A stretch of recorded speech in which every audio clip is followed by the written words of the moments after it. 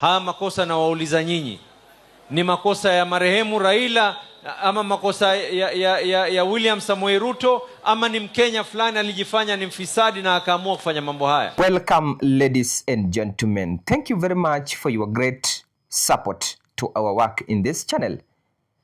Oburu-Ginga and the team better stops political conmanship, lying to the people of Kenya about the 10-point agenda, and start addressing the issues as fast as they can before things go wrong. And if there is a mistake that the President William Ruto did that was advantageous to him and reduced the strength of ODM party as to being in opposition, was giving the ODM real taste of being in government. And yesterday I saw the Mombasa County Governor Oburu-Nassir trying to explain to the people of Mombasa how the President William Ruto is a good man whom should be re-elected in 2027, giving a very silly excuse that the President gave to the Kisumu people when he was referring to them as Shujas who died fighting for their country. And the reason why the President gave this excuse as to why the 10-point agenda has not been executed or implemented, and to be specific, compensation that was supposed to be done to the families who lost their loved ones during the protests. And the incompetent ODM leaders are blindly following that William Ruto's excuse, thinking they are doing better to the people of Kenya. The reason why the President gave that excuse was because he knew very well the ordinary citizens will not be interested in knowing what the claimed individuals reported to court. The case about compensation was that the claimed individuals went to court to stop the President from executing compensation because they believed there was a right body that was supposed to execute that function. And that body is the human rights body, not the President. They wanted the President to concentrate on his functions, on what he's supposed to deliver to Kenyans, and leave that compensation to the body that is supposed to be doing that. And as I show you that video, ladies and gentlemen, I want to humbly request you that if you're watching this podcast and you've not subscribed to the channel, kindly subscribe to the channel and activate the notification. Like our videos, comment and share to show your support to our work in this channel. And to those who have already subscribed, we say thank you very much for your great support. Tarehe 10 Machi mwaka jana katika ukumbi wa KICC, Raila Amolo Odinga pamoja na William Samoei Ruto walieka na wakasaini mkataba kuhusiana na mambo ya 10-point agenda katika hii broad based.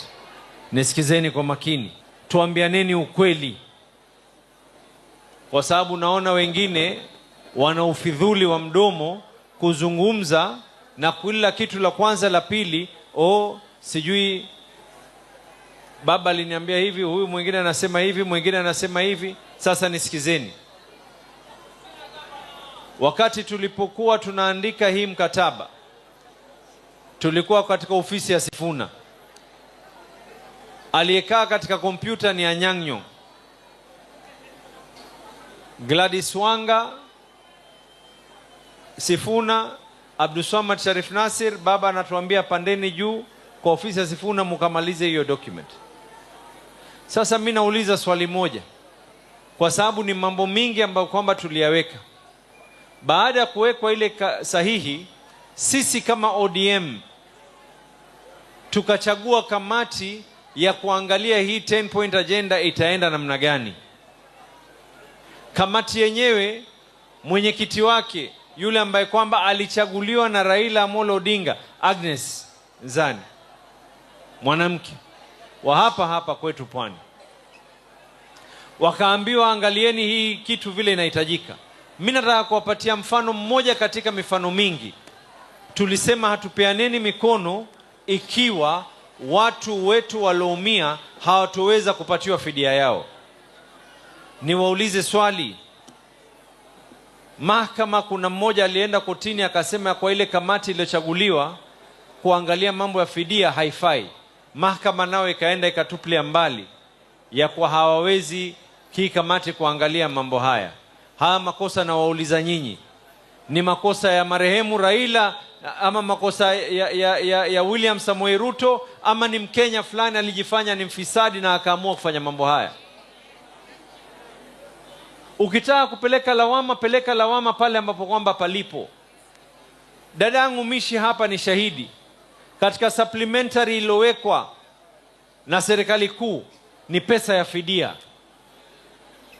Lao ingelikuwa hakuna vipingamizi hapa na pale, leo tungelikuwa tuko mbali na hii 10 point agenda. Kisha mimi nasikia wengine wanasema ya kwa ikifika tarehe 10 March mwaka 2026 ati hakuna extension of the 10 point agenda. Nisikizeni niwaambie kwa makini. The constitution of this country is a living document. And by virtue of being a living document, even the constitution of this country can be amended. Laws of this country can be amended. Resolutions can be amended. Kile ambacho kwamba hakiwezi kubadilika katika dunia hii ni vitabu vya Mwenyezi Mungu peke yake. Huwezi kuniambia kwa mambo mengine ati hatuwezi kubadilisha. Kama mambo yalikuwa beyond us, what do you expect us to do? Mulikuwa mwatarajia nini? Ama ni nyinyi ndio mulienda kotini ili baadaye kusema ya kwa hii 10 point agenda ilikuwa imefeli na wakati umepita? Hata si ajabu. I will not be surprised that those who are against now are those who are trying to make sure ya kwa haya mambo yasiweze kufanyika. Someone went to court. Compensation ya watu waliouliwa, watu walioumia, watu wamenini.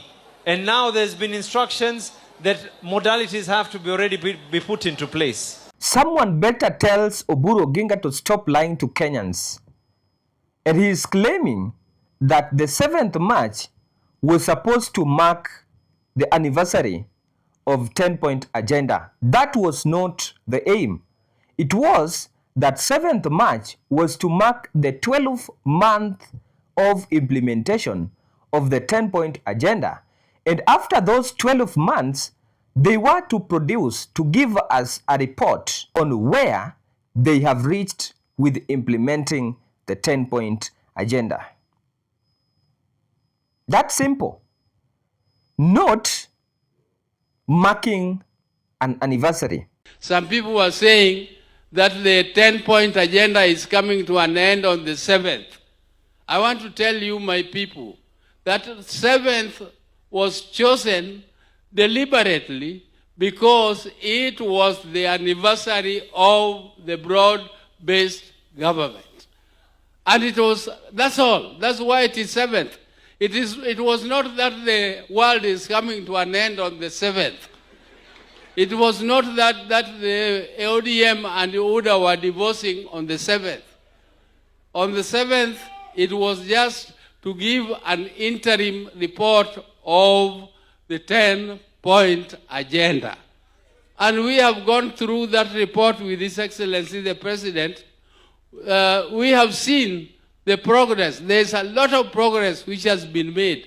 And yet there are some people who are saying that 10-point agenda, there is zero performance in that agenda. They don't take their time to go through the details of what is in the 10-point agenda and see what has been implemented and what has not been implemented. Even on the devolution, on the devolved funds, something which we passed in the Senate and in Parliament, to give the devolved units, the counties, 415 billion shillings, and our departed leader had said he wanted it to reach the height of 450. And I know these MPs here, together with the senators, they are planning to push it to 450. That is one of the ways of strengthening devolution, because devolution cannot be strengthened without giving them money. You have to devolve money. And I don't want to say much more than that, but I want to tell my people that we are moving on and we are not about to give up. And Your Excellency, I praise you for your strength. I don't know whether you are stronger than my little brother. He was also very strong moving around the country, but I see you almost every day. You are somewhere in another corner of the country. Remember, I once said this here, that Oburu-Oginga and the team cannot leave broad-based government. Hawawezi toka. Obvious, washakula pesa ya Ruto. And you know, ukishakula pesa ugeuke, hiyo itakuwa mambo ingine. Now, how does Oburu-Oginga and the team want to convince us that they will get into negotiations with William Ruto and they can implement the 10-point agenda if William Ruto himself, who they are supposed to be giving some tough questions about the 10-point agenda, is the one funding almost everything that they are doing? How will they do that? Because I know someone who funds you is the person who controls you. How will they manage to do that? They're just busy there looking at how they can get something to their pockets, forgetting about the ordinary citizen of Kenya.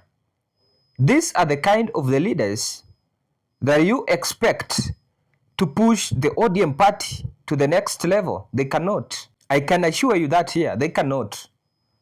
They cannot even be able to lead this country. This ODM, led by Oburu-Oginga, hapo hakuna mtu anaweza lead country. I used to hear Joe saying that one day he will be the president under the ODM party. Then he can be the least performing president in this country. Yes. Hawa hakuna kitu anaweza. Ladies and gentlemen, thank you very much for watching this podcast.